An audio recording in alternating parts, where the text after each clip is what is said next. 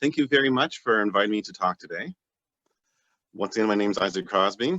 I work for Evergreen Brick Works, and I'm going to talk to you about urban agriculture and how urban agriculture is much needed in today, especially in 2020 with what we're going through. We need to look at how we're going to secure our food system because we're looking around and seeing that our food system is actually falling apart. So looking at it locally, what we can do within ourselves, within our families, is urban agriculture. And we need to push the limit a little bit more. We need to start talking to our MPs or MPPs. We need to start signing petitions that will sustain Ontario about making our community gardens for urban agriculture an essential service. People need to eat. I mean, everyone realizes that we are entering an economic crisis. What goes along with an economic crisis is a food crisis. And one way to maybe help stop it or slow it down is to increase more urban agriculture within our cities. It keeps down our carbon footprint. It keeps our food local.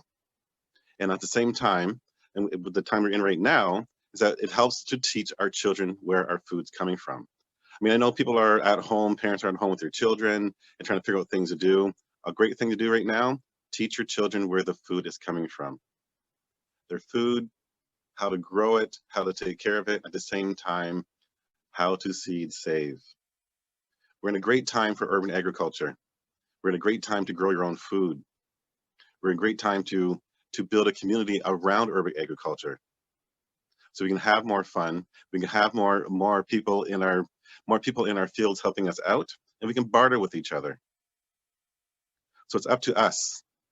It's up to us to push the envelope and to do more urban agriculture. I want to take this time and say thank you.